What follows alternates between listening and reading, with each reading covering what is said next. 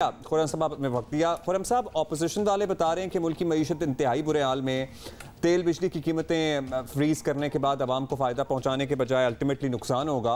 अब आपका क्या तज्जिया है इस सारी सूरत हाल पर, जो वज़ीर आज़म का अपैरेंटली एक सियासी फैसला कहा जा रहा है, उसकी मईशत पर क्या असरात मुरतब होंगे? फूड और एनर्जी, इन दोनों की जो कीमतें हैं ये बहुत ज़्यादा बढ़ी हुई हैं। और आपको पता है रशियन और यूक्रेन जो कॉन्फ्लिक्ट है, जो जंग चल रही है, इनफैक्ट उसकी वजह से, क्योंकि रशिया यूक्रेन ये दोनों जो है बड़े एक्सपोर्टर हैं वीट के भी।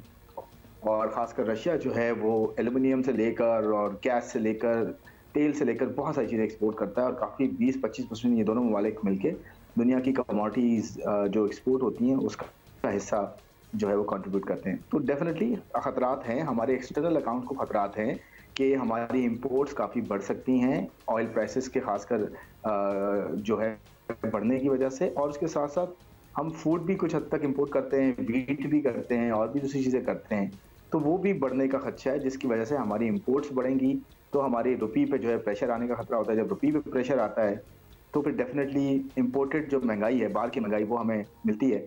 और फिर साथ में लोकली जो है पॉलिटिकल फ्रंट पे अभी चीज़ें क्लियर नहीं है, पॉलिसीज़ जो हैं अभी क्लियर नहीं है, क्योंकि गवर्नमेंट और अपोजिशन आपस में सब टसल में है।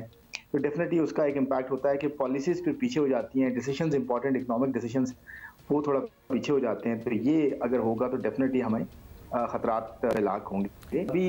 राइट। अच्छा खुरम, ये भी बताएं कि हुकूमत समझती है कि टैक्स का पैसा ज़्यादा आया तो आवाम को रिलीफ दिया, नई एमनेस्टी स्कीम से भी बड़ी तवक्कुआत रखी गई हैं, तो आपको लगता है कि इस एमनेस्टी स्कीम के बाद वाकई हालात इतने कंट्रोल में आ जाएंगे कि आवाम को मजीद रिलीफ दिया जा सके? अभी जो है पेट्रोलियम प्राइसेस कम की गई हैं अगर, या बिजली की कीमतें कम की गई अक्रॉस द बोर्ड है, खासकर पेट्रोलियम प्राइसेस। एक बड़ी गाड़ी वाला, लैंड क्रूजर वाला, या 4x4 चलाते हैं जो, या हाई एंड गाड़ियाँ चलाते हैं, उनके लिए भी पेट्रोल प्राइसेस कम हो गई हैं। और एक आम आदमी जो एक बाइक चलाता है या छोटी गाड़ी लेके जाता है, और उसके लिए भी जो है वो प्राइसेस उतनी कम हुई। तो होना ये चाहिए कि टारगेटेड सब्सिडी हो, ये सिर्फ उनको मिले जो डिजर्व करते हैं। बिजली की कीमतें भी कम हो उनके लिए जो डिजर्व करते हैं, पुअरेस्ट ऑफ द पुअर या लोएस्ट जो आपकी क्लास है, लोअर क्लास जो है, उनको जो है मिले। तो मेरे ख्याल में टारगेटेड सब्सिडीज होनी चाहिए। बाकी पैसा अगर ज़्यादा आया तो डेट को उतारें, कर्ज़ों को उतारें और कर्ज़े कम करने की कोशिश करें, क्योंकि आज की सब्सिडी कल की महंगाई है। ये जहन नशीन हम करना चाहिए कि आज की सब्सिडी कल की महंगाई, किसी को नहीं करना चाहिए। किसी गवर्नमेंट को अगर देना है, हमारे पास प्रोग्राम्स हैं, गवर्नमेंट कर भी रही है। गवर्नमेंट ने जो है बहुत सारे एहसास प्रोग्राम से लेकर और बहुत सारे प्रोग्राम ऐसे किए हैं, उनके थ्रू करें, बट मोस्ट डिजर्विंग को करें, अक्रॉस द बोर्ड ना करें, क्योंकि फिर मोस्ट डिजर्विंग और एक अमीर आदमी के बीच में फ़र्क नहीं रहेगा और फ़ायदा जो है उनको भी होगा जो फ़ायदा लेने के जो है वो जो डिज़र्व नहीं करते बेसिकली। अच्छा, अब ज़्यादा पैसे आ गए हैं तो कर्ज उतारने चाहिए और डिज़र्विंग लोगों को सब्सिडी मिलनी चाहिए, क्योंकि आज की सब्सिडी कल का बोझ है। सो खुरम, लास्ट टाइम आपसे जानना चाहते हैं, पॉलिटिकल सिचुएशन सबके सामने ही है। अगले 2-4 हफ्ते में अगर तहरीक अदम एतमाद कामयाब होती है तो नया आने वालों के लिए भी कोई बहुत आइडियल सूरत हाल तो नहीं है। उनके लिए सबसे बड़ा माशी चैलेंज क्या होगा? ये भी बात की जा रही है कि प्रॉब्ली IMF से किया गया मुआहिदा रीनिगोशिएट होगा। इज दैट इवन उसकी राह निकल सकती है?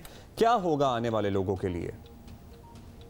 जी देखें, अगर कुछ चेंज आता है बड़ा, पहले तो ये कि फिर इलेक्शंस के दिन होंगे, अनसर्टेनिटी बढ़ जाएगी शॉर्ट टर्म में। डेफिनेटली बहुत टफ सिचुएशन होगी, क्योंकि इस वक्त कोई भी गवर्नमेंट आएगी उसके लिए आसान काम नहीं होगा। इकोनॉमी को मैनेज करना, इमीडिएटली कोई रिलीफ देना या इमीडिएटली कोई चीज़ ऐसी करना, ये इस गवर्नमेंट का प्रॉब्लम नहीं है, ये सबका यही होगा। और ऑफ कोर्स उस वक्त देखना होगा कि बजट में जो है क्या होता है। बहुत क्रिटिकल बजट होगा, टैक्स हैवी होगा नहीं होगा, क्योंकि टैक्सेस भी हमारे यहाँ जो है कम रहे हैं। और अखराजात किस तरह से कंट्रोल करने होंगे, ये मेन चीज़, क्योंकि अखराजात हैं। और खासकर करंट अकाउंट कैसे मैनेज करना होगा, क्या इंटरेस्ट रेट्स को बहुत ज़्यादा बढ़ाया जाएगा, डिमांड को सप्रेस किया जाएगा, रुपये को क्या मज़ीद डीवैल्यू किया जाएगा, तो ये सारे प्रॉब्लम्स खड़े होंगे उस वक्त।